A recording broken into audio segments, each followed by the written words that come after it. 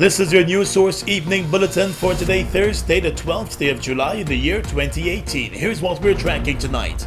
Minister within the Ministry of Natural Resources, Broomes, offered no comment when asked today whether she had any intentions of apologizing to the security guards who were part of a parking lot row involving her and her driver. I don't know what you're talking about. The incident at Massey parking lot, Minister. I don't know what you're talking about. Broomes had claimed that she was cursed at and felt threatened by the security guards. The police were called in and the two security guards were held for questioning but later released. After a part of a security video recording surfaced online showing parts of the parking lot row, there were calls for Broomes to apologize to the guards, since in the recording she could be seen coming out of her vehicle and removing the signs that were blocking her vehicle after the security guard had placed them there. Those calls for an apology increased after her colleague Minister Valda Lawrence met with one of the guards and offered an apology, although she did not have any discussion with Broomes on the issue. At Parliament today, Minister Broomes was flogged by journalists. The Public Health Minister Valda Lawrence said she thought it was appropriate to apologize to the guard, even as she admitted not having any conversations or discussions with Broomes on the issue. I have not thought about it because I'm quite certain that Minister Broomes is capable enough to make her decisions. I'm quite certain she would have heard the sentiments and, she will do what she needs to do. The Minister of State, Joe Harmon, and the Chief Whip in the government and Minister of Social Protection, Amna Ali, were very careful with their comments on the issue. All on sundry must observe the rule of law. Whether you're a minister, you're an ordinary person, that is what is expected. That is what I would expect from everyone. It's inappropriate for a minister to be making any statement at this point. Do you think it was appropriate for her? The Guyana Police Force has not offered any update on its investigations into the matter. In what was likely his last U.S. independence address as U.S. Ambassador to Guyana, Mr. Perry Holloway on Wednesday said he believes the old oil contract signed with U.S. oil giant ExxonMobil is about the best that could be expected based on historic exploration results in Guyana at the time. He also spoke about the changes made to the renegotiated contract, which took shape after a change in government in 2015, saying it was certainly to benefit all the peoples of Guyana when reserves were barely 1 million. He said citizens need to analyze and make decisions based on facts when it comes to the oil industry in Guyana. Why? Because in spite of all the negative press, in spite of all the angst, and in spite of all the uncertainty, Guyana's future looks brighter now than ever before because of future oil production.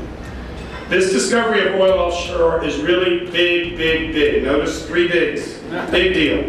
And everyone needs to take it seriously and get smarter on the issue. Because while the government of Guyana is currently doing many of the things that need to be done, much more will need to be done. I know President Granger himself is committed to getting it right, but he cannot do it all himself. He needs the help of all Guyanese. The U.S. ambassador said he believes Guyana's future is bright because of the future of oil. As in any democracy, you need to hold your elected officials accountable, as well as domestic and international companies operating in one's country.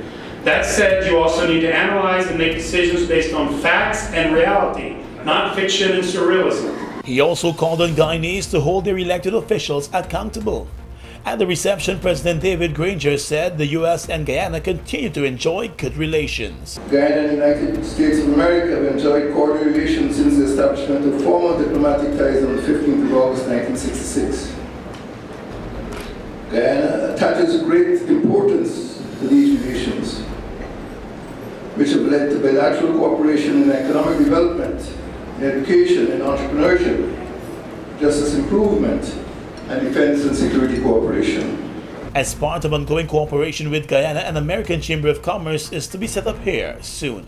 Let's tell you now, the Guyana Manufacturing and Services Association is calling on government to take urgent action to repair and maintain roads in Guyana's interior region, as timber producers are facing huge losses because of the roads being in an impassable state. Several operators in the timber and mining industries have been complaining about the state of the main roads to the interior regions. Some roads have been washed aside by the heavy rainfall, while others have deteriorated over the years.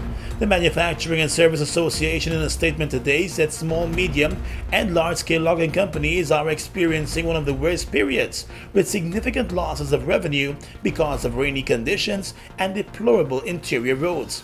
According to the association, across the regions of Essequibo, Demerara, and Berbice, the hinterland road conditions have significantly worsened due to an extended rainy season. The association believes that the failure to maintain the interior roads prior to the rainy season has led to a further crisis and has placed a very bleak outlook for many industries, including forestry, mining, tourism, and trade.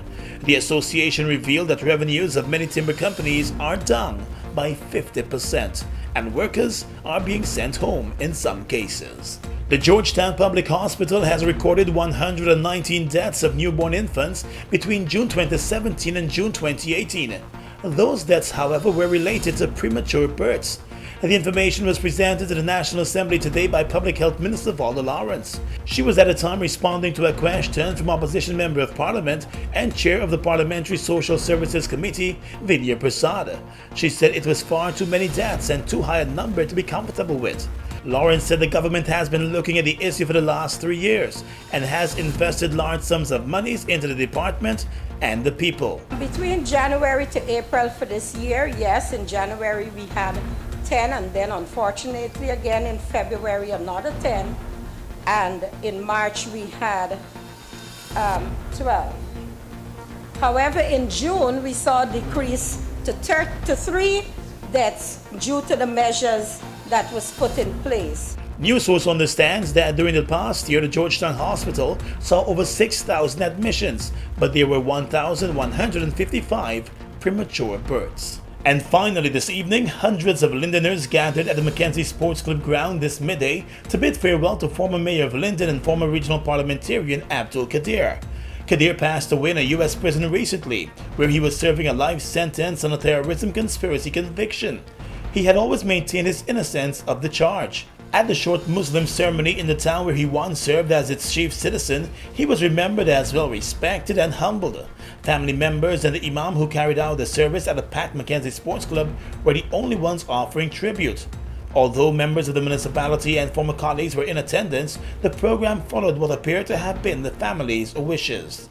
Kadir was convicted and sentenced in the United States back in 2010, along with 3 other elderly men for plotting to blow up gas pipelines at the JFK airport in New York. Throughout his trial and even after being convicted, he maintained his innocence and repeatedly said he was wrongly accused and wrongfully convicted. And that's your News Source Evening Bulletin for tonight. Gordon Mosley reporting.